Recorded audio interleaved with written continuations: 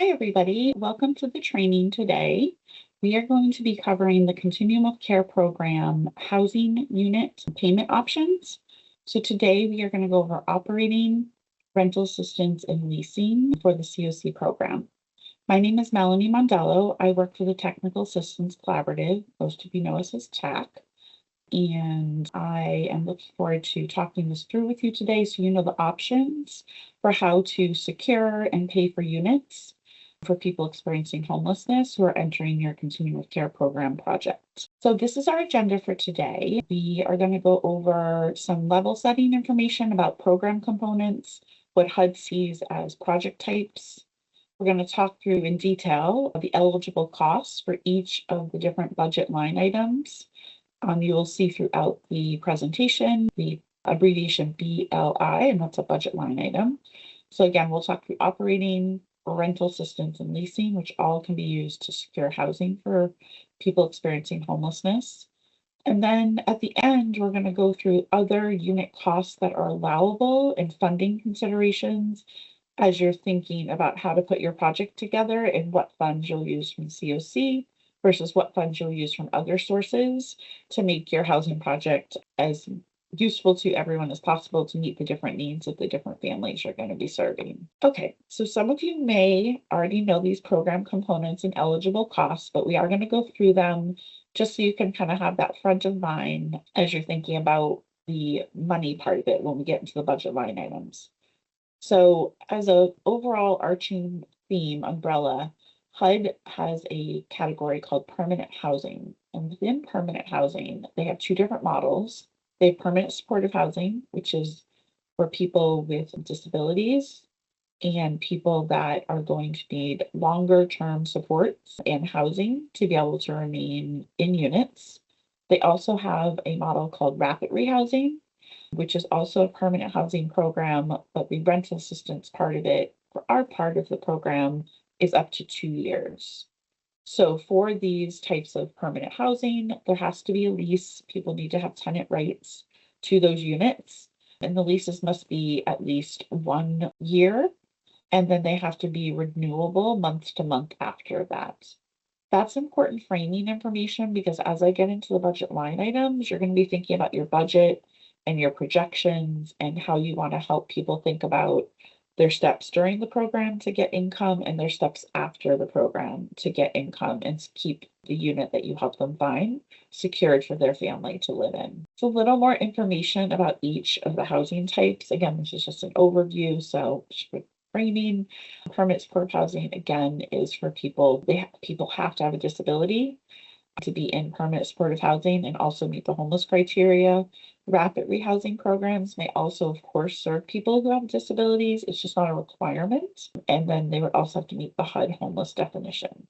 So both program types have supportive services. We're not going to be covering supportive services today, but there's many other trainings that Rhode Island Housing hosted that can talk to you more in detail about the supportive services as we focus on the housing piece today. Another model that HUD funds is transitional housing. To date, this has only been funded when it's part of a joint TH-RRH program.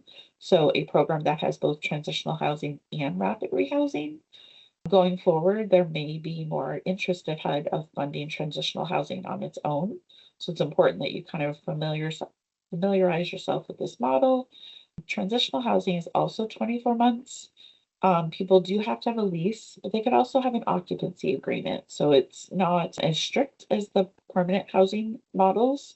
And transitional housing is really made to help people gain skills, gain the independence they need to then go secure their own units or stay in the unit that you secured and you'll back out of that relationship with them so that they can move forward. So transitional housing tends to be a little more service intense, and you may have different models for transitional housing, maybe more shared housing, possibly still individual units, but it's just something to think about and is allowed under the CoC program rule. And just stay tuned for future competitions to see how HUD's going to be rolling that out going forward. This is the component I talked about, kind of combining that transitional housing, which is temporary assistance for rent and services, with a permanent housing option. So people could spend maybe 1 or 2 months in the transitional housing And then while they're trying to find a unit, they move into something that they're going to be able to sustain going forward. As part of the joint TH-RRH, you can do operating as eligible costs. You can do leasing for the transitional housing piece.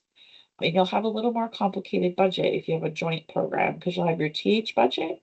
And then beside that, you're going to have your rapid rehousing budget, which can only be rental assistance. And again, we're going to go over the differences between operating, leasing, and rental assistance. So it's really important that you keep those clear in your mind as you develop your budget tracking and your training and your financial systems to roll out the CoC program. Okay.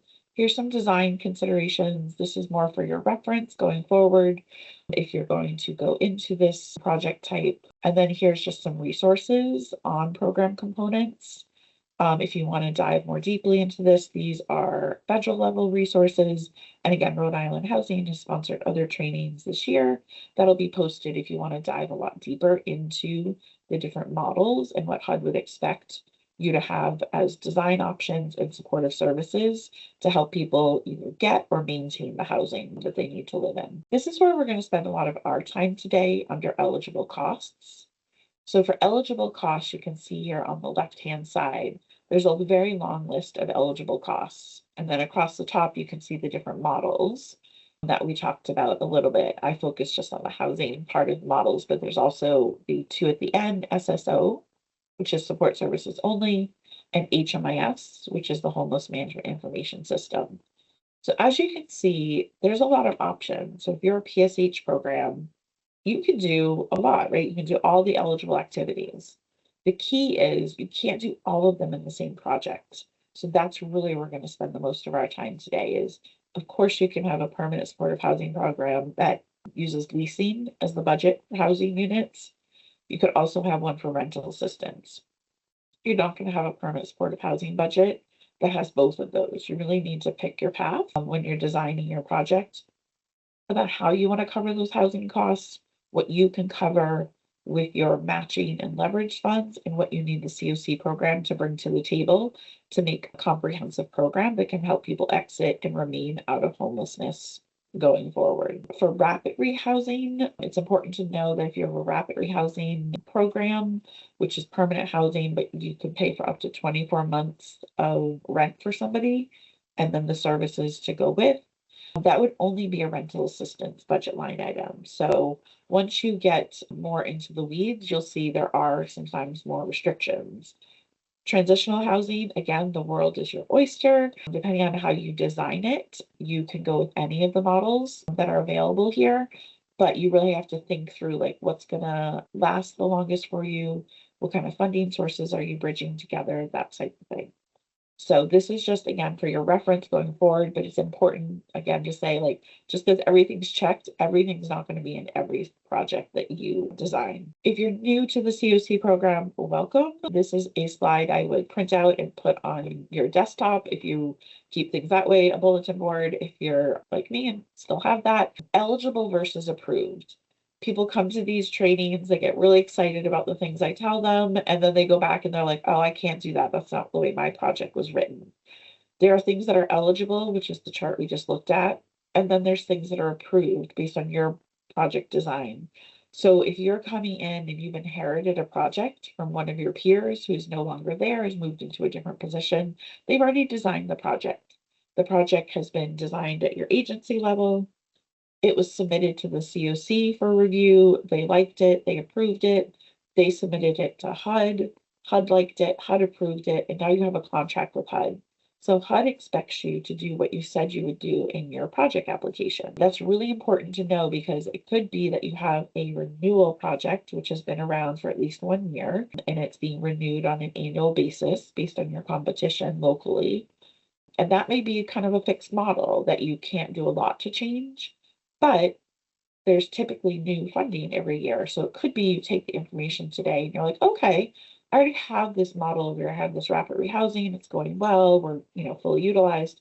Okay, I want to look at this. Like, could we do permanent supportive housing leasing or permanent supportive housing and do rental assistance there since we already know how to do that? So it's just something to think about. It can happen, but I do like to just level set. It's rare that HUD will let you change the type of housing that you have in your budget midstream.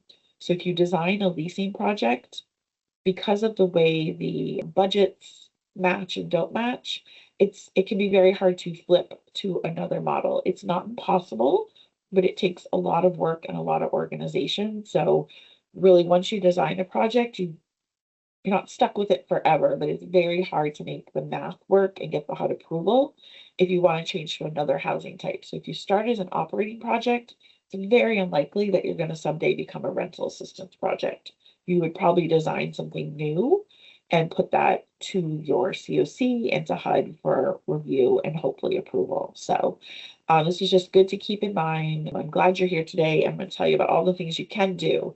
But think about if you're already doing something else, you can think about the new stuff for your next project that you may want to submit. Okay, just some level setting. Now we are going to talk about operating. So operating, actually all of these terms. So when HUD uses housing budget line item terms, they can mean a lot of different things to a lot of different people. So operating is a very generic term. Within your agency, I'm sure people think it means something different than what I'm going to talk about right now. So when you're working within the CoC program, it's really important to make sure you know what HUD thinks the term means, not what you intuitively think the term means. The CoC program is a wonderful funding source, but I don't know that I would call it intuitive always. You really need to be, aware of the regulations and aware of how HUD is defining the term for this particular funding source to make sure that your program's solid, you're going to make it through monitoring, and you're doing things you need to. So this operating budget line item that I'm talking about is just going to talk about for housing units. So here's a little visual about what you can pay for with operating. So with an operating budget, these are typically, in the past, they have been place-based housing, typically a single site with maybe multiple units, or a single site where it has more of the single room occupancy, like the SRO model, where everyone may have their own bedroom, maybe a small kitchenette, but there's more shared room for living room, maybe shared bathrooms, things like that. So for operating, this is really the funding source that you would want if you need to pay for the physical operation of the housing, which again is typically a single building or a scattered site, multiple units across buildings or part of buildings where participants are being housed. There's another operating budget line item. If you're thinking about services, we are talking about the housing piece of this. So for operating, the things that you can pay for are the maintenance and repair of the housing. So think you have a building that you rented, or maybe it's a building that you own as an agency that you're going to be offering for housing for people that are experiencing homelessness. So as part of that, you need to maintain and repair the housing, right? You are the landlord, or you have a landlord that you can go to if you're renting that property. So we'll go over some of what's included in maintenance and repair, but there are things you would typically think of, right? Like you may have to fix something in the bathroom. You might be keeping up the outside of the building. It could be the landscaping and all of that you need to take care of as the landlord and the person who is running the building. It can also pay for property taxes and insurance. This would be a scenario where obviously you would own the building. If you're renting the building, that's not typically something that you would be paying for. So when you're thinking about this operating housing model, it's really important to think about how it's going to roll out as a building that you have. Are you going to be renting from somebody else? Like, what does that look like? So that you can properly think out like what the property tax costs may be, what the insurance may be, based on the ownership and what you would have to have for that building. Building security is also eligible cost under operating. There's one nuance there where is if you have building security costs, but you're in a building where it's a mixed use, so maybe half of it is a shelter, or let's say 60% of it's a shelter, and maybe you have units above that make up 40% of the square feet, that might not be something that the CoC program can fund. So they would want to see at least 50% of the building being used for housing units before they would pick up a prorated amount of that building security. So mixed use sites are wonderful to have kind of one-stop shops for people, to have services and drop-in centers, near units. But again, you just want to think about the design, as HUD may be bringing more of this housing unit cost model back. Obviously, you can pay for electricity, gas, and water. It's not in operating programs. It's typical that the recipient, which is you that has a contract with HUD, are paying for all those utilities. It's not typical for you to share those costs, to pass those on to the tenants because of the way that buildings are set up. It's not that you can't, but again, you would just want to think through who's going to be paying the utilities so you can create a budget that is going to last your program. You can pay for furniture with a little asterisk of sometimes, and I'm going to go through in detail kind of what furniture counts and what furniture doesn't. Basically speaking, it's furniture that stays with the program. It's not furniture for people to take with them when they go. So, but we'll get more into that. And then equipment. There may be things that you need to run the housing. You might need a new stove. You might need the lawnmower, right, to keep up the maintenance piece of it. So that's important to know. Operating can also fund the staff costs, right? You might be paying for part of a maintenance person. You will have staff that are working with the residents on site on their housing needs. If you are charging rent, which is an option within the operating model, then you'd have someone doing income checks and recertifications and rental calculations, that type of thing. So you can also budget into your operating based on the categories that HUD has different staff costs who are going to be doing the activities that are in the gray box in the middle. So those are things you can do with operating.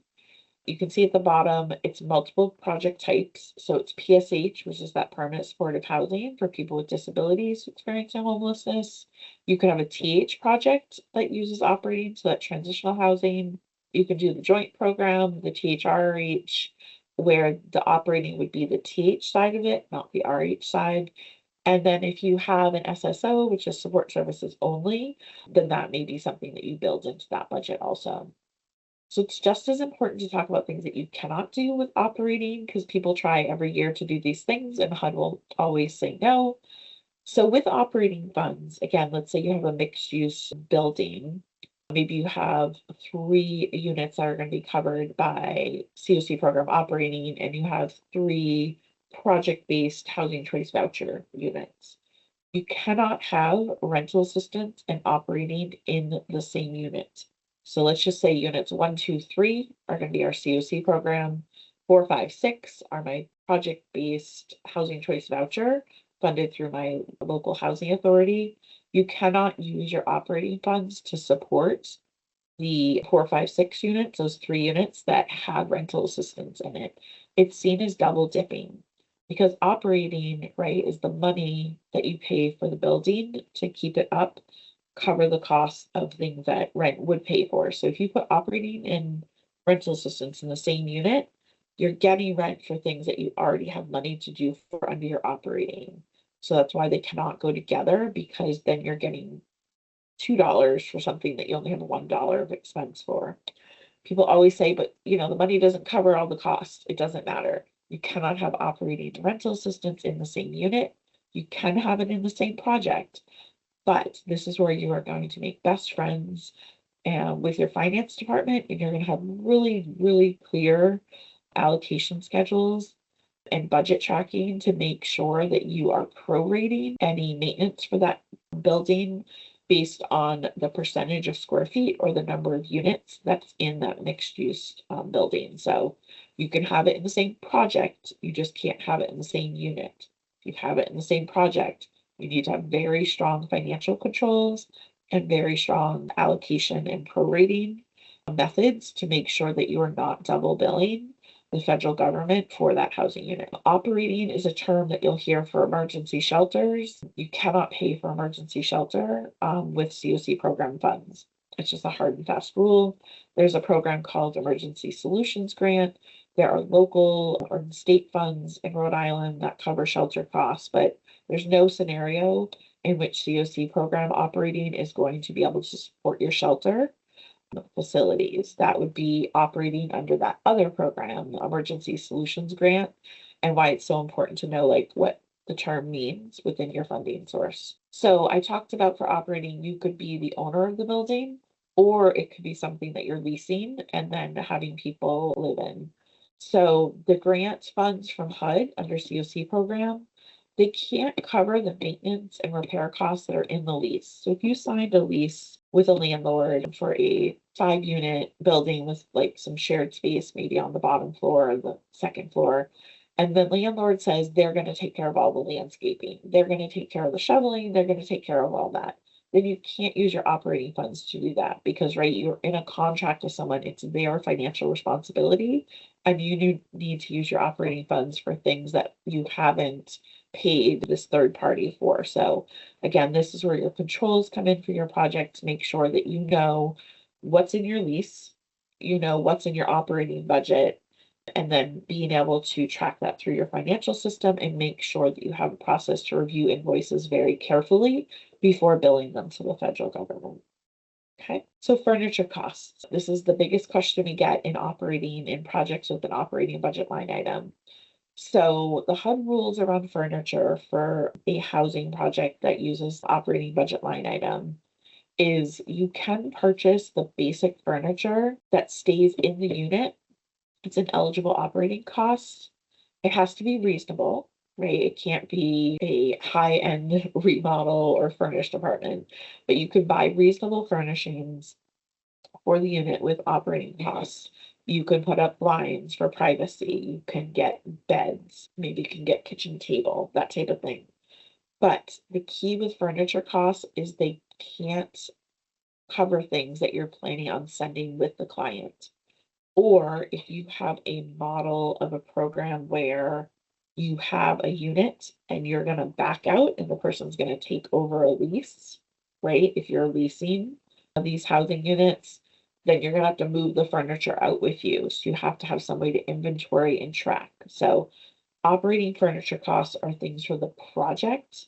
They are not things that are for the participant to take with them when they leave the project. So it's not a rotating fund to give furniture to every participant who comes through your project. This is more relevant for transitional housing projects. Permanent supportive housing projects obviously do have turnover also, it just doesn't come up there as much. The one exception that HUD has made, which is a really good exception, is mattresses, right? Most people don't want a mattress that somebody else has slept on. So under furniture, if you are buying mattresses, then that is something that can leave with the participant when they exit to take to the next housing. So things that are allowed, again, the beds that stay with the units, I could see kitchen tables, blinds, basic blinds for some privacy. Bed linens aren't allowed. All the kind of smaller items that you would think that make up a household that are kind of everyday items, those aren't allowed with operating. Furniture is really what it says. It's furniture.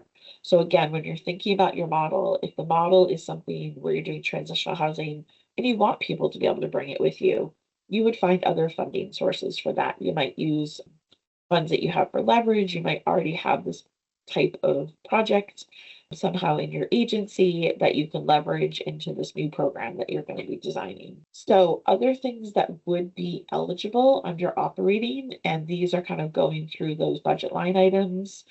Under operating, there's kind of like mini budget line items underneath that big heading. Equipment, I talked about some of the bigger equipment, but it could also be the small appliances like a toaster, a microwave, a small refrigerator, things like that. For your maintenance budget line item, it could be the cleaning supplies. And this is, again, for the project's use, not the client's use, not the tenant's use. So if you have cleaning supplies, if you're going in to clean the common areas, or if you're cleaning the units as well, those cleaning supplies would be an eligible maintenance cost. Providing cleaning supplies to the participant is not an eligible cost.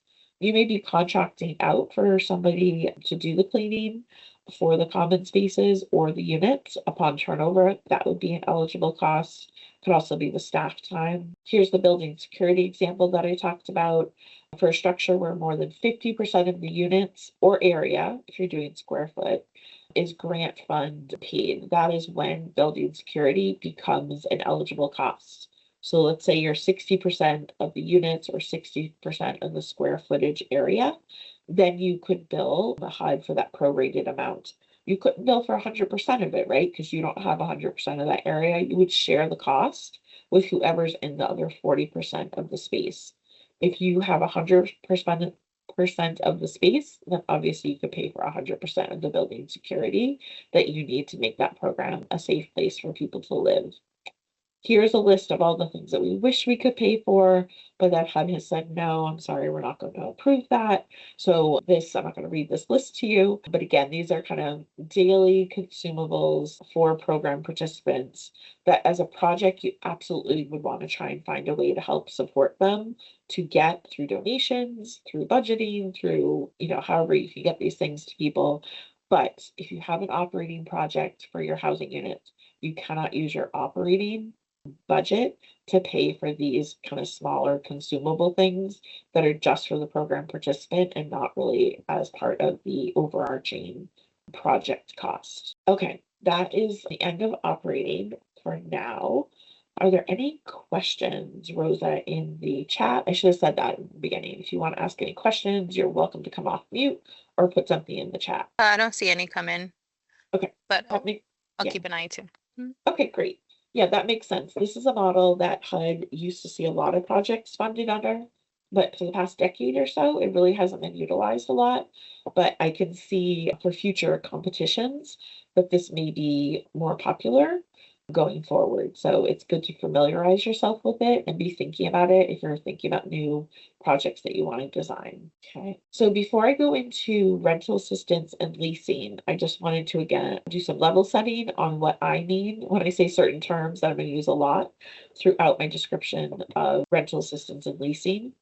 So unit rent amount, this should be a really easy thing, right? This is not that complicated, but it is. It's something that people misinterpret a lot. So the unit rent to HUD means the contract rent, which is what's in your lease, so what you're paying the landlord on a monthly basis, plus a utility allowance for anything that the landlord is not including in that rent charge. So when I say unit rent, I mean the rent to the landlord plus the utility allowance. So those two numbers together are what I would be budgeting for a 3-bedroom unit. So my rent might be $1,500, my utility allowance might be $200, so my total unit rent would be $1,700. It's really important as you're doing your budgeting in the rental assistance and the leasing models that you understand the difference between contract rent and utility allowances, because they might go to different budget line items. So again, that tracking, having your best friends in finance help you with some budget tracking, worksheets, and reporting out of expenses based compared to your budgeted amounts is really important. The utility allowance, if you're not familiar with that term, that is a schedule based on building type and apartment size that tells you how much electricity you are able, electricity allowance you give for a 1-bedroom high rise in a particular area, right? Maybe $30 or $50. The utility allowance is only for the utilities that aren't included in the lease. So a lot of leases that you'll see, if you do CoC program housing, you'll see leases where there might be a grid and it says, tenant's going to pay for electricity, maybe the landlord pays for the oil, whoever's going to do the snow removal. There's usually a chart that says like who's responsible for which of the utilities, and that's what you would document in your charts, and then you can compare your expenses every month with those amounts to be able to pay out. So when I say unit rent, I mean the two things together. When I say contract rent, I'm just talking about that lease amount. So that rent check that goes out every month. Okay. Rental assistance. So rental assistance is one of the more popular, I'd say it's the most utilized budget line item to fund housing within the CoC program. Rental assistance funds can be for any of the models. It's typically rapid rehousing can only be rental assistance, so all rapid are rental assistance. You'll see both leasing and rental assistance, but rental assistance has been more popular in the recent past. And then transitional housing can have a rental assistance budget. It's not typical, but it is possible. So let's talk about rental assistance. So rental assistance can pay for part of the rent. It's really important, part of the rent for a unit in which someone who's experiencing homelessness is going to live. HUD sees rental assistance as having three different options. You can do short-term rental assistance, which would be less than 3 months. That would be under the rapid rehousing model. You may have very short interventions with households that are maybe just between jobs, trying to get quickly out of the homeless system, have other resources to be able to quickly take over rent. HUD sees that a model of medium-term rental assistance, which is what a lot of rapid rehousing programs are, that can be 4 to 24 months. So people that need a little more help, some of the families may only need 6 months. Some of the families may be there for the full, 20 to 24 months. So those two, the short and the medium term, those would be your rapid rehousing models.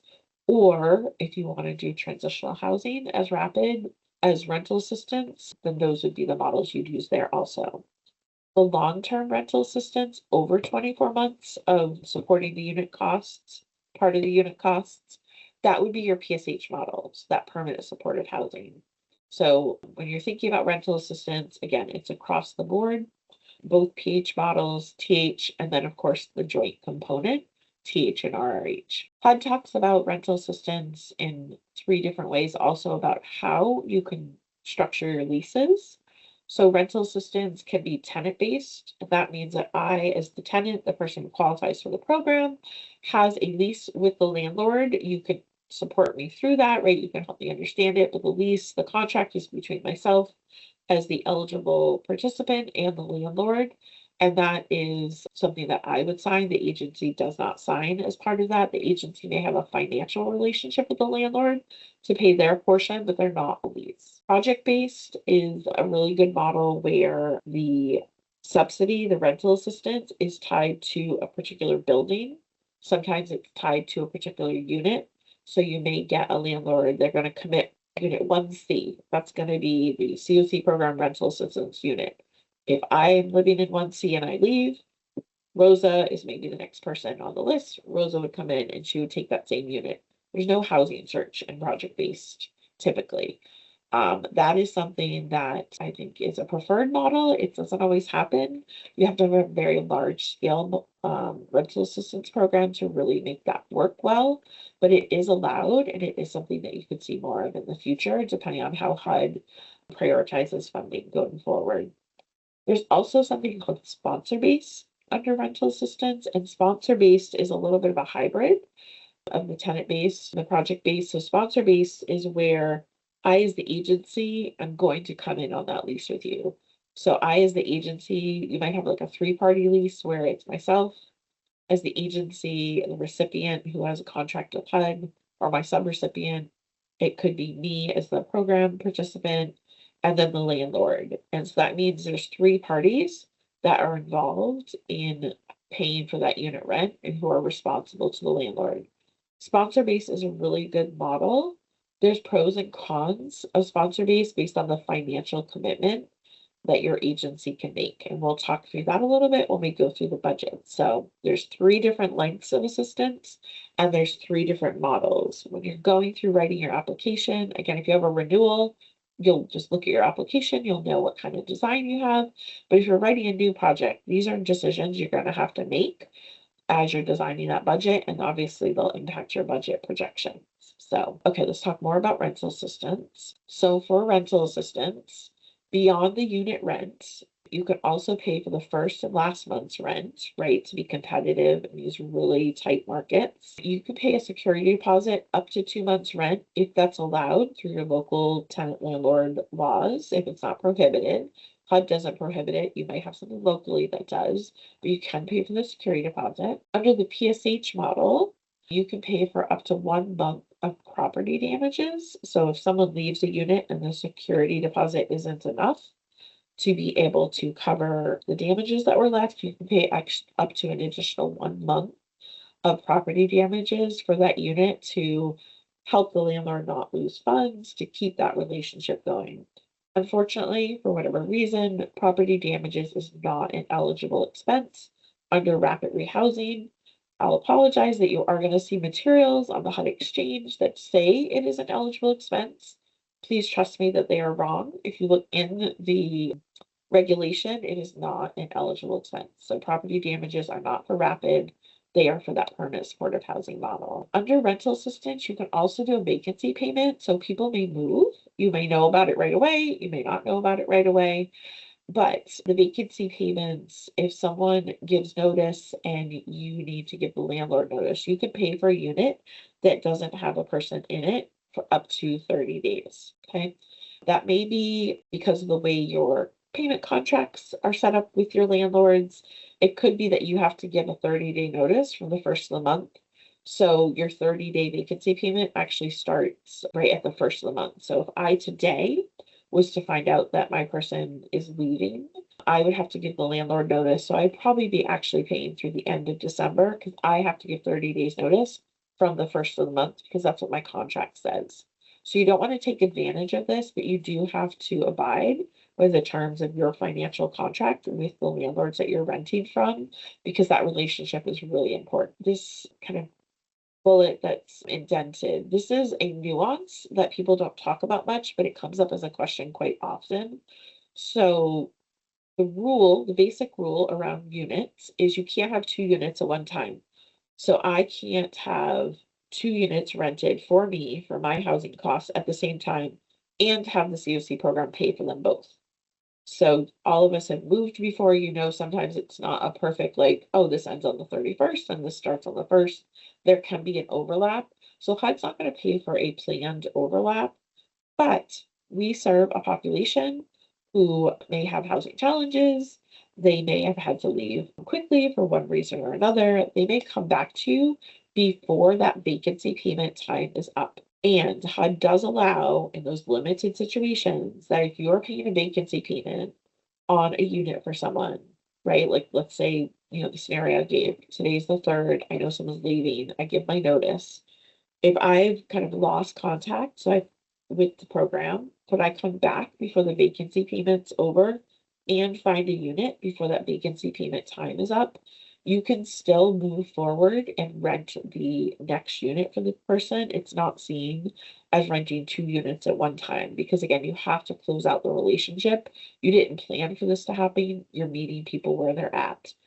This is not a program design. This is not something meant to get around the rules. It's just some flexibility that I wanted to make you aware of because we have a population, right, that is needing housing assistance. We're there to help them and help them get and maintain the housing and get new housing units if necessary. So under rental assistance, you also can pay for, much like operating, the staff and overhead, but it has to be the activities that are related to rental assistance. So under your rental assistance budget line item, you could pay for the person who's doing the inspections.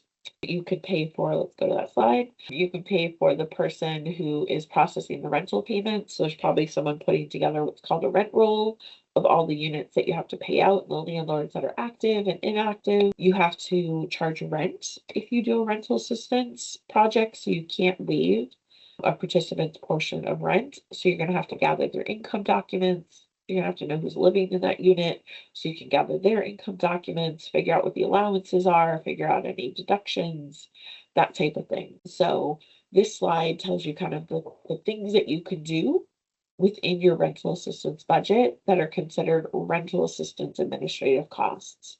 I call this out so specifically because in the interim rule, you're not going to find this information anywhere. It was accidentally left out of the interim rule, but it is allowable costs, and there are trainings done by HUD on the HUD exchange if you want the information directly from. You can also always ask the Ask a Question desk of HUD that's available through the HUD exchange if you need this in writing for your project files. If the slide isn't enough, and if you can't find the materials on the HUD exchange, then you can always ask the AAQ, the Ask a Question, the question of what can be paid for, and they can give you back to that information in writing, and then you can put that in your grant administrative file. So this again is an eligible expense under rental assistance, but you don't have to use HUD money to pay for these costs. All rental assistance projects have to have match, right? So you're going to have a match amount that needs to come to the project to provide services or housing or project administration for that particular project. So you could use your matching funds to pay for the staffing costs if you don't want to use your rental assistance budget line item. Maybe that's completely allocated to unit rents and security deposits and that type of thing. In rental assistance projects, pretty it's pretty normal not to be at 100% leased. Again, because things don't always line up. I leave, the next person may or may not come on the first of that month. It might be a housing search time. It might be we need to do eligibility for people. So there might be a gap where HUD assumes that you're going to get 12 months of rent and someone's going to be in a unit 12 months of the year. But it could be that it's 10 months of the year because you spend 2 months doing the housing search. You still have that money in your budget for the 2 months that you didn't rent. So that's how you get the money to be able to pay for the staffing costs. It's called grant savings. I'll show you a HUD budget so you can kind of see more what that looks like and why I have to call it out specifically, but it is an allowable cost. It's just something that you're going to have to determine how you want to pay for and design a budget projection and tracking system around, because the HUD budget and the HUD drawdown system is not going to do this work for you. The last one, I don't think anywhere in Rhode Island is below the FMR rates, but if it happens that you can find units that are less than what HUD funds you for, then the extra money can be used to pay for assistance. But I don't think that's the world that we're living in right now. So here is an example. I pulled this from, I think it was last year's application, of what a rental assistance budget looks like. You can see it's really straight math. It's what type of bedroom size do I need? Up at the top, there would be a drop down for which county the unit would be in. How many units do you want of each size? So this one is 3 bedrooms at $941 times 12 months. And then this chart will do the math. So nowhere in here, right, do you see staff? Nowhere in here do you see security deposit or property damage payment. None of that is in here. So this is the budget that HUD gives you. They're like, you know what, we're going to assume full occupancy, 12 months at the fair market rent. That's what they're going to give you. You know, housing search takes time. It takes some time to do up a project. You don't always know when there's turnover, so you're doing your best to get the next person in quickly, but there's going to be a little gap. You pay for those things that were on the slide that are extra beyond the unit rent based on the grant saving. But this really trips people up if you haven't done CoC programs before. They're like, but where's the staff line item? I'm like, there isn't one. It's a straight math calculation for how that HUD's going to fund you. You have to have a budget that's beside this that says, okay, I think that, I'm going to project that I'm going to have, in this case, 8 security deposits. Let's say it's a new project. You're going to have 8 security deposits. How much is that going to cost? You can say, I think that we're going to pay first and last month's rent. We're going to have to kind of front load those to be able to secure units. You can say, I have a staff person. They're going to be 25% of the time working on this. How do I want to pay for those costs? So you're always going to have in a rental assistance project and in a leasing project, honestly, a budget beside your HUD budget. This is just what you put into for funding, and you have to create the entire system outside of that that says how you're actually going to spend that money. Just because you can do those other things, it doesn't mean you can ever do less units.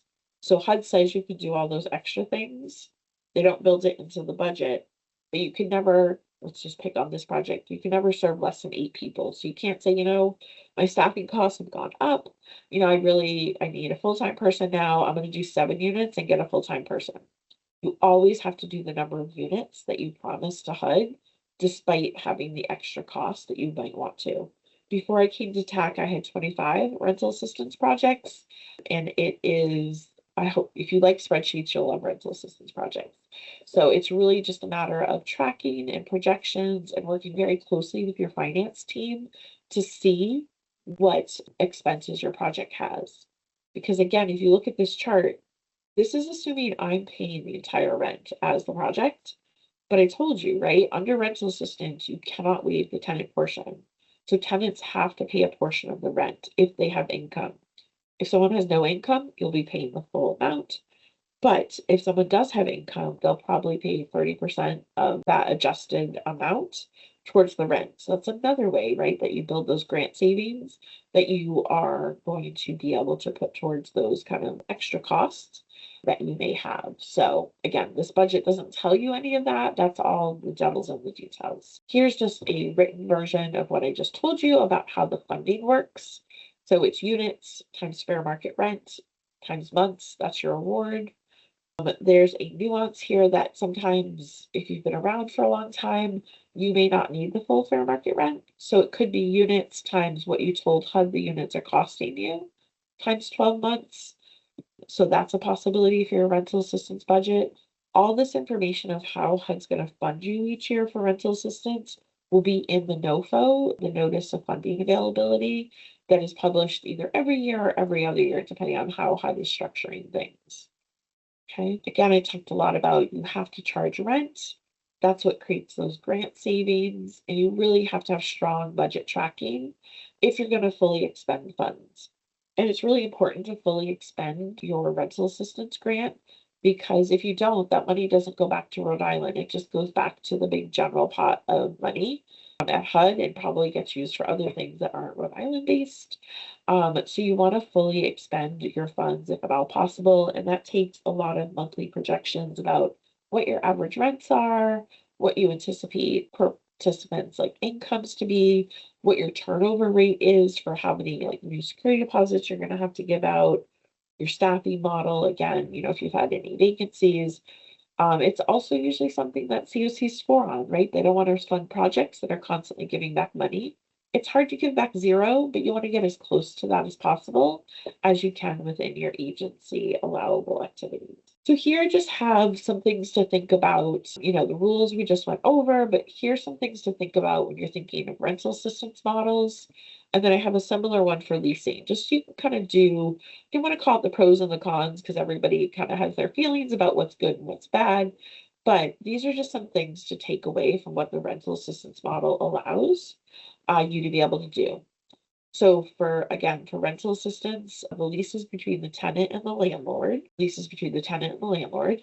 This is helpful because it limits your agency financial liability, unless you're doing sponsor-based, right, which I talked about, brings you into that financial relationship a little bit more. Rental assistance is also good because it is an opportunity for people to build up their credit history with your support, helping them budget, helping them pay that monthly rent.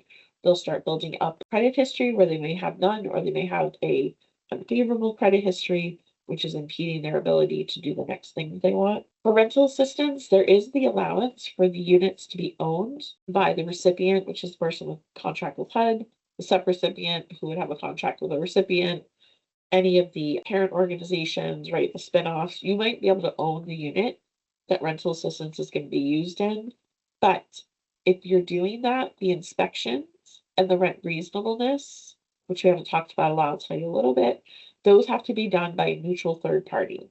So you can rent a unit that you own to somebody, but you can't then say, like, of course I charge a reasonable rent. Oh, everything's good on the inspection. You have to have a neutral third party come in and do those things, because it's very hard for us to be objective about our own units. We all think we do a great job. Today I am talking about, let's back up a little bit. Today I'm talking about just the cost, like how we're paying for those units.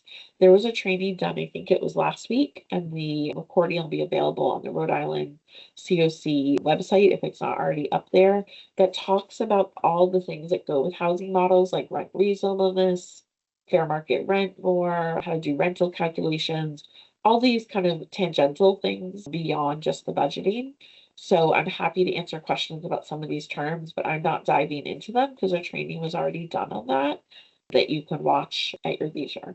So for rental assistance, again, there's this opportunity. If you have units who obviously are probably favorable towards helping people get out of homelessness, you may be the landlord that will rent to them and allow them access to those units. The other good thing about the rental assistance model is HUD adjusts your budget every year based on the fair market rent. So 99% of the time, that's a really good thing because the fair market rents go up every year. So therefore your budget goes up and it allows you to kind of keep up with the cost of the projects. Every once in a while, unfortunately, the fair market rent will drop and then HUD will give you less money for your project. But again, remember we have those grant savings. As much as you try, it's really hard to be 100% leased all the time. So it's tough to weather, but you can, so don't let that scare you away. But most of the time, you're going to see your rental assistance budget go up, not down, which helps sustain the housing project over the long term. Some of the downsides are things that people don't love about rental assistance. HUD funds may not pay the full unit rent if the tenant is missing the rent payment. So you have to do a calculation. If I have SSI and we do my 30%, let's say I'm supposed to say, I don't know, contribute $120 towards the rent every month, and I miss my payment. Under the rental assistance model, you cannot charge HUD for that portion. That is the tenant's responsibility, is not an eligible cost. If you're a sponsor-based design, you can't say to the client, you have to pay me that. You can't say, I'm paid the landlord all that money. You didn't pay me. That's a cost that your agency has to figure out how to cover. You cannot charge HUD for that missed rent payment if you are the one paying the landlord the full amount, and then you expect the participant to pay you back. And then people see it as good and bad, but for rental assistance, HUD does calculate a 25% match. So that is part of the rental assistance housing model, is your grant will have a 25% match on any rental assistance funds that you spend. This has been challenging for people lately because the rent increases have in some areas outpaced the matching resources, especially if you're in a high cost rental area. So like I said, those fair market rents tend to go up every year, but other budgets like supportive services, which is a big match resource, those aren't necessarily going up as fast. So you just have to be more creative in pulling in more and more partners and ways to meet that matching funds requirement. Again, I'm not going to go into match a lot. There's a whole session that we did on match if you want to watch that to learn more about the ins and outs of what's required there. Okay, that was a lot of talking. Thank you everyone for sticking with me. That is rental assistance. So before we go into leasing, I'm going to take a sip of water. Do you have any questions or clarifications or things you want me to talk about a little more deeply for rental assistance? Rosa, is there anything in the chat or the Q&A? No, I don't see anything in That's okay. both. Okay. If you think of any as we go through, please feel free to raise your hand or put in a chat or a Q&A. I would be happy to give you more information. Okay, let's talk about leasing.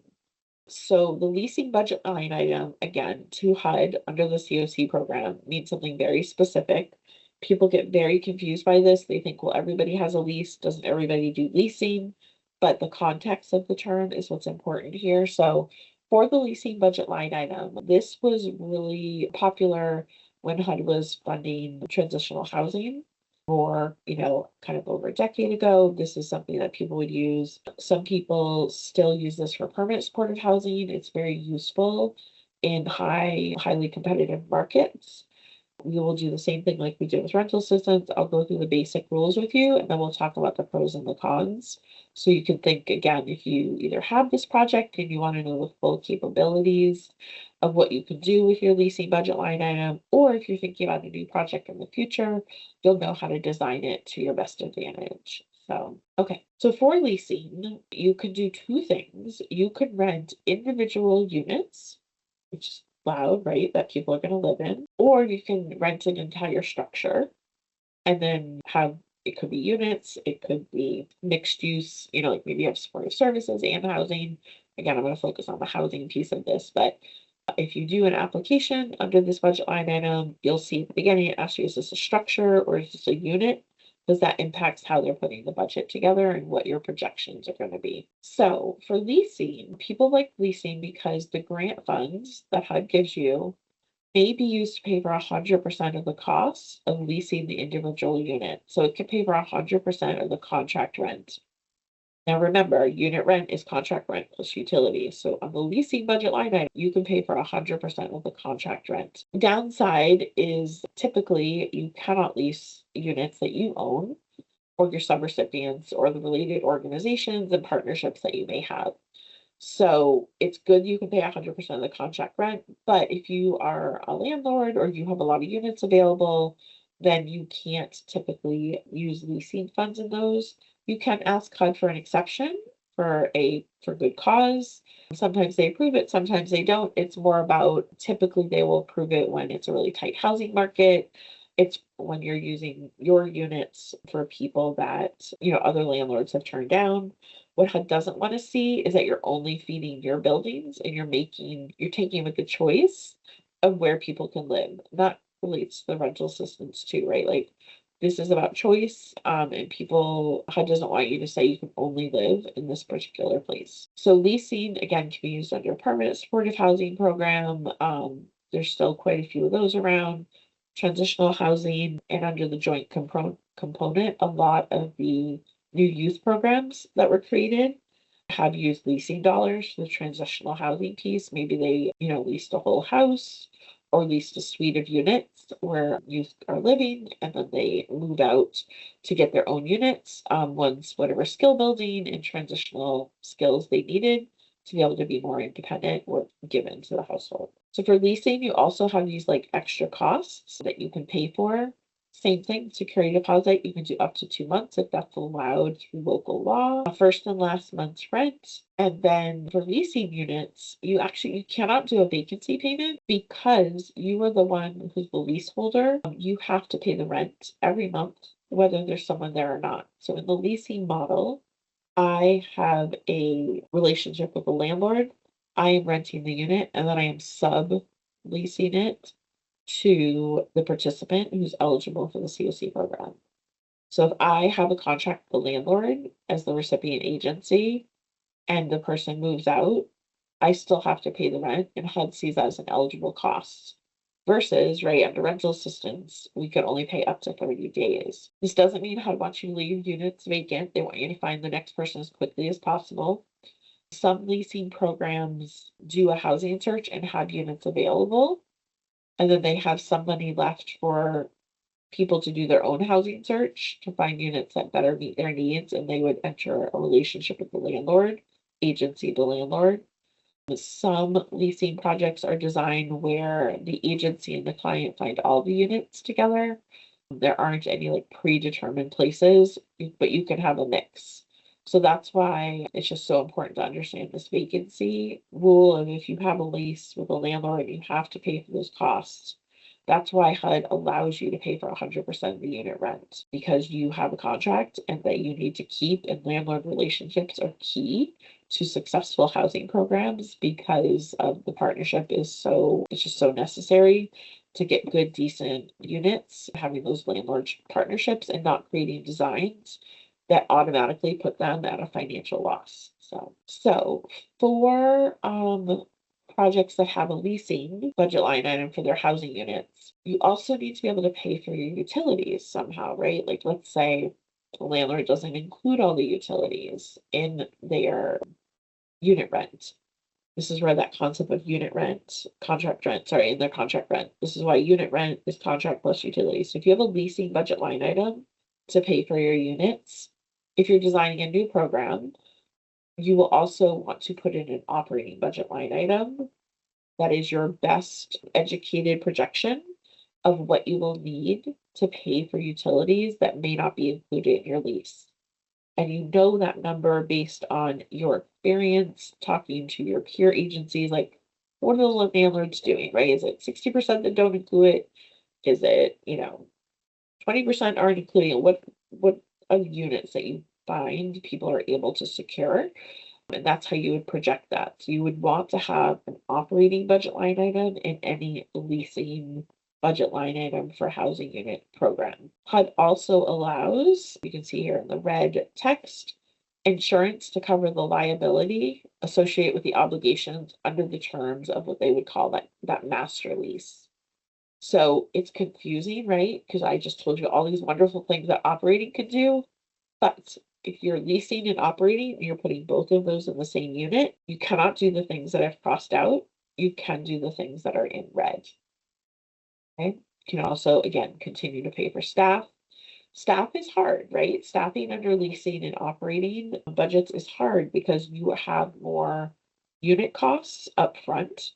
Under the leasing model, you don't have to charge rent, and I'll get into that a little bit here, but I just wanted to kind of give you that same slide because it's the same term, the same budget, There's going to be things on there that you cannot have as a leasing budget line item paying for the housing costs for your project. Okay.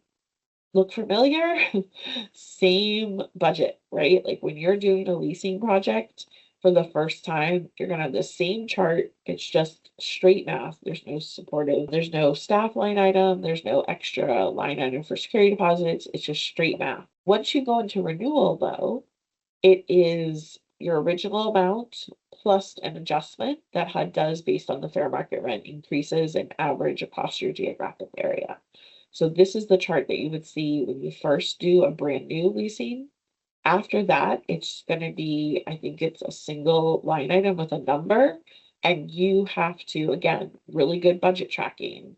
You have to know, like, this is the number of units I promised. This is the number of participants I promised. You have to create the spreadsheet so that you're keeping track of what you promised HUD and that you're meeting that commitment that you made in your application. So here again is just kind of in writing. The first bullet is when you first have a project, it's going to be units times 100% of the fair market rent. Once you go into renewal, I have this on our kind of pros and cons chart. Once you go into renewal, it's increased not by the full FMR, but by an average of the FMRs for your area. Leasing budget line item projects that are paying for unit costs, they have a choice on whether they charge rent or not. So you can have tenants where you cover 100% of the costs. That's a great model, especially for people that don't have income. If you serve a lot of people that don't have income, you're going to be doing that anyway. If you have a model, if you're doing this under transitional housing, maybe you don't charge rent and you help people with budgeting, paying off bills, saving for security deposits, all of those things, if you're going to be a shorter term project. But it does create some budgeting challenges, right? Like if you're paying 100% of the rent, you still have staffing costs. How are you going to pay for that? If the tenant rent is not implemented for a leasing budget line item unit model, then you are going to have a gap, a natural gap in your budget. So HUD allows you for leasing they fund you at the FMR, right? We saw that on this chart. See this middle, like we have fair market rent, but they allow you to pay above that if the rents are reasonable. And again, I'll point you to the other training to learn more about that. But basically, if the rents in an area, like if HUD says the fair market rent's 1,000, but everybody's charging 1,100, you could pay up to 1,100, but you can't do it with HUD funds. So that's the kind of catch with leasing. HUD funds you at the FMR. Sometimes you need to pay above the FMR to be competitive in these like high cost markets or the really tight markets. And you can't use HUD funds to pay for that gap. So if HUD says it's 1,000, but it's 1,100, you're not going to get a unit if you only offer 1,000. That $100 times 12, you have to come up with that money somewhere else. So that money needs to be leveraged. It needs to be other funding sources that you can bring in. And it's not matching funds, right? Matching funds are what HUD requires you to bring to the project to make it whole and, create a really dynamic project. You also, utilities that are not included in the rent. Some of you may not have operating budget line items, depending on how people wrote your applications back in the day. This is a cost that you may need to cover with your own recipient funds if all the units don't have utilities included, and you don't have an operating budget line item. This may be something that you have to cover. The good news for that is if you are paying for utilities out of non-CoC program funds, that would be considered eligible match, because match is something that HUD would pay for if they give you 100% of the funds. And then same thing with staffing costs. If you don't implement a tenant rent charge, that would be the same for everybody in your program. You can't pick and choose. Then you wouldn't have the money. You wouldn't have that grant savings because you're spending all of your money on the unit rent. For the staff costs around eligible leasing activities like inspections and rental calculations and all of that. So it's again, just the pros and cons. The really great thing about leasing is there's no match. So I talked about under rental assistance, 25% of your rental assistance budget, HUD expects you to match. So bring that money forward not out of their bucket of money. For leasing budget line items, there isn't a 25% match. So you may have costs, right, that are above what HUD will fund you for, but you don't have a concrete amount of money that you have to bring to the table to make the program eligible for HUD funding. Okay. So some leasing model considerations. The lease is agency to landlord, and then you sublease for permanent supportive housing, and for transitional housing, you can sublease or do an occupancy agreement with people in that model. Sometimes it makes it easier to secure units. Landlords are sometimes more willing to sign with an agency than to sign with someone experiencing homelessness who may not have the best credit history. So sometimes it helps you be competitive in the market. You can pay the full contract rent every month. You don't have to worry. You have to worry about like filling units, but you have a little bit of grace and be able to pay for the unit and keep it secured while you find the next person to come in and get them ready to be housed in a unit that you have already secured if that's a good match for them. Some people like that the tenant rent charge is optional. Some people don't like that. They just want someone to tell them they have to do it, but it is optional under the leasing model. You will make that decision for your program. Again, it has to be for everyone. It can't just be for like some of the units or none of the units. You have to do a tenant rent charge for everyone if you do decide to put it in place. People leasing, because there's no matching fund requirement, you're still going to bring money to the project. You are still going to need outside partnerships, but there isn't the hard and fast, like, this is the number you have to come up with. The downsides are leasing funds, again, can only cover up to the FMR. So if you're in a highly competitive market where you have to pay a little above the FMR, and that's reasonable because that's what all the units are costing, you have a little gap there that you can't use matching funds for. So you need to figure out how you're going to fill that gap. You can't rent your own unit. So if you're a big landlord in the area, you either need to go to HUD and say, like, this is why I need to rent, my units with leasing funds, and explain that and hope that you get an authorization. But as designed, you can't rent your own unit. And again, pros and cons. The funding awards for leasing in the permanent housing projects, the PSH or the TH, it's going to be based on an increase that's calculated as the average increase. So if you have 3 1-bedrooms and the 1-bedroom price went up by 100, you have 2 2-bedrooms, that price only went up by $20. There's a fancy formula at HUD that they do that I've never seen. And they do like an average increase. So they can say like, well, on average, it was 2% that they went up, and they would apply that. So you're not following the fair market rents. It's less predictable what your budget will change by each year, unlike the rental assistance model where you're going to go based on the fair market rents, unless you triggered HUD actual rents, which you could learn about more in the NOFO process. So those are some considerations of the leasing model. Again, both models are great. They both serve a purpose. You'll probably want to mix some of these models in your community to meet everybody's needs, but I just wanted you to understand kind of like what your options were and what you'd have to plan for differently in each of the funding sources. So I'm going to pause there, take another sip of water, and then we are going to go into some general things that apply to all projects, some of the more nuanced questions that we've gotten over the years. So any questions on leasing or confusion between what's a leasing and what's a rental assistance? Rosa, do you see anything in the chat? No. Okay, let's soldier on then. Okay, other unit costs and funding considerations. So here I pulled together some things that I've answered a lot over the years. Comes up all the time when you're talking about housing units, and is really this question about fees has become a very hot topic as landlords are redesigning leases and adding more and more fees. It feels like every year. So at its baseline, HUD has a you cannot pay fees rule, right? They don't want any fees. They'll pay for unit rent, they'll pay for utility allowances, that's it. They don't want to see extra costs put on the client or the program to pay above the contract rent and the utilities. But that's not the way landlords are creating their leases. So HUD understands that, and they've created some rules for how to evaluate if a fee might be allowable. But what I want you to take away from the next few slides is HUD does not like fees.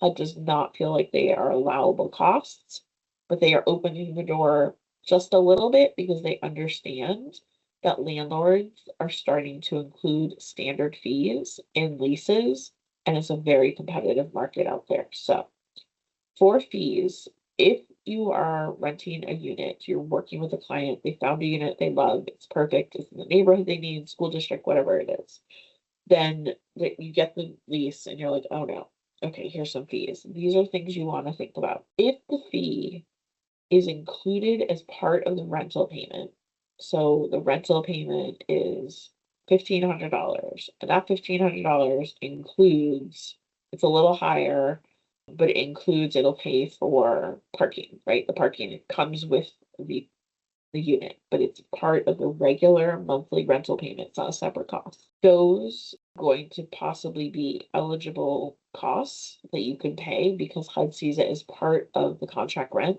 It's part of the monthly payment. It's divided by 12.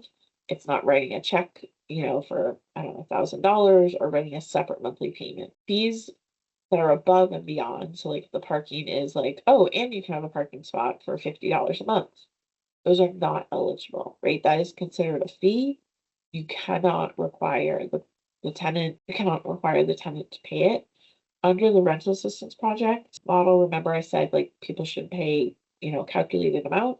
That's 30% of their income. By the time you add on a lot of these fees, people are going to be paying way more than 30% of their income.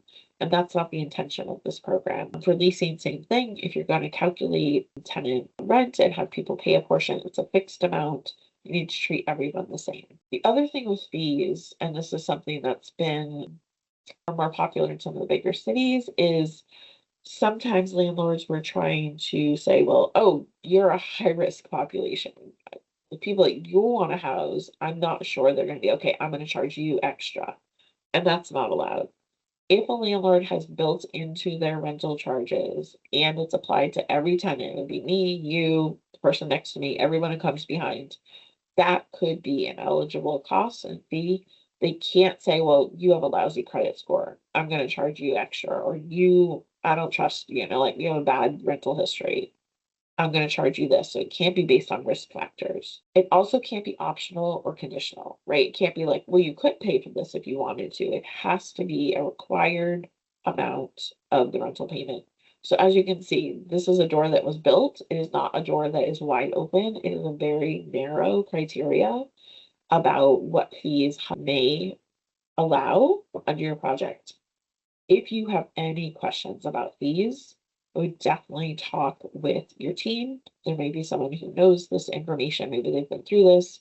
And it also may be a question you want to talk to your HUD representative about. Because what you don't want to do is you don't want to spend HUD money on something like a fee.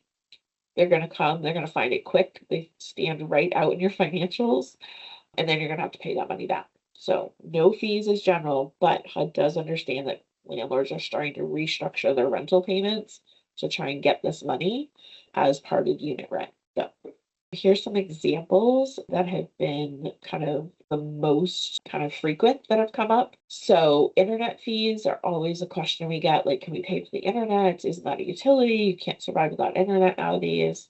So it's not eligible if it's a separate fee, but if internet is included as part of the unit cost, if it's something that everybody pays towards as a portion of the tenant rent, then it would be eligible. Again, this isn't like the bill that comes on the side. This isn't, oh, you can opt into this like group internet versus getting your own internet, and it can't be optional. So if your landlords are designing internet fees that are part of the rent, then that could be a fee that's eligible. We talked about the parking fees. As long as it's part of the lease, it's an eligible cost. It's not the, oh, and you can buy a spot. That is not an eligible cost. The fees that meet the criteria I went over. And then renter's insurance. We're going to talk about that in a little more detail. But basically, if the landlord is offering rental insurance, they'll cover the rental insurance or the renter's insurance. And they include it as part of the rent. So again, a flat fee that's just kind of divvied into the rental assistance amount. And as part of the lease, then yes, it could definitely, like maybe they're saying, I'm requiring you to do that. This is the agency you're going to use. This is the amount it costs. You have to have renter's insurance. Then that could be an eligible fee. If it's a standalone cost, even if it's a requirement, if the landlord says you have to get renter's insurance, but if it's a standalone cost, then it wouldn't be allowable. So I tell you this not to frustrate you, but I tell you this because there has been a little bit of wiggle room on how it can happen. Not a lot, but I just didn't want you to think the door is completely closed. Here, this is the slide we used to only talk about. What is not available? No fees, ineligible fees. Anything you have to pay up front, move-in fees, late fees, optional parking fees, pet fees. I lost my lock, I lost my key fees, risk investigation. I don't like your credit score. I don't like, your tenant history. And then this last one is coming out more and more too, lease termination fees. Sometimes they're like, well, if you leave early, you have to pay me $5,000. It's like, wow, those are not eligible. So there are things you may have to figure out how to pay for to secure units and keep your relationships with landlords. You just can't charge them to the CoC program, and you cannot use that. If you have matching funds requirement and you pay for these things, it's not going to count towards that match. It's what HUD would call leverage. It's just extra money that you bring to make the program whole. So this is the typical slide that you would have seen if we were face-to-face a decade ago doing this training. Renter's insurance, again, it's not an eligible allowable cost or match. I'll let you read this slide on your own. You'll have it to reference later when this comes up. You'll remember that we talked about this. So if it's part of the lease and everyone's required to have it, and the landlord has like a master policy or an agency, they kind of prepay that, divide it by 12, make it part of your rent check, then it's allowable. That's not typical, but it's possible. The only exception here is, again, with the leasing budget line item, and you have an operating budget line item, the recipient agency, you may need your own liability insurance. And that insurance is an eligible cost, but it's under the operating budget line item. So, right, so if you were to build this cost in, you're creating a new project budget, leasing would be your contract rent, operating budget line item would be utility allowances, and it would also be any insurance or additional liability insurance that you think you're going to need. Okay. And here you can see where to put it. It's under the property taxes and insurance line item. That's where it would go on the HUD budget. Okay. Not allowed. This has come up a lot, especially with the government shutdown and different requests that landlords have made in the future to make sure that rent payments are happening. You can't do advanced rent payments under either the rental assistance or the leasing models. You could pay the monthly rent like a day or two ahead of time. So like we just passed the 3rd, like you could have paid the rents for November on Friday because hopefully you got the weekend off. But you can't say, oh, I know this is happening, and like I'm going to pay you for 3 months. Just to, you can't go beyond the month that is coming up.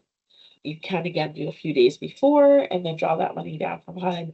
But you can do it for the last month's rent, right? Obviously, you're paying that way before, but you can't just say, oh, this funding crisis is coming up, or, oh, we're really swamped. It's hard to pull down this money every month. I'm just going to pay 3 months at a time. That is not allowed. It's tempting, but it's something that HUD has said no to. Okay. This next section is more for your reference. Some of you may be victim service providers, known as VSPs. Some of you may partner with victim service providers. Some of you might be coordinated entry, which is the referral source for all of your CoC program eligible participants. But I wanted to highlight, because I'm finding people don't know about this, that in the 2022 update, they created some eligible costs, and some of those do relate to housing costs for people that are going to undergo an emergency transfer. An emergency transfer is someone who has to move quickly because there's a safety risk, there's a safety concern. It could be within your CoC, it could be outside of your CoC. Your continuum of care has to have an emergency transfer policy. And these costs that I'm going to be talking about can help support that policy to be functional and as helpful as possible to the household who is fleeing a violent situation. HUD added an entire VAWA budget, which is the Violence Against Women Act. There's a budget chart now in applications every year. So this is what it's for. Everyone's always had emergency transfer plans, but there's never funds clearly to support it.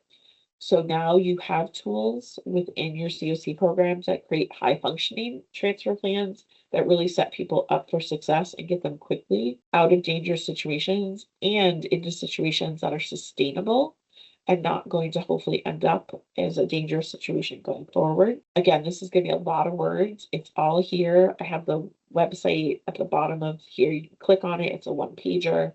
I just wanted to kind of highlight a few things for you here. Under the VAWA budget, which again is its own separate table. So you have, right, I showed you the rental assistance table.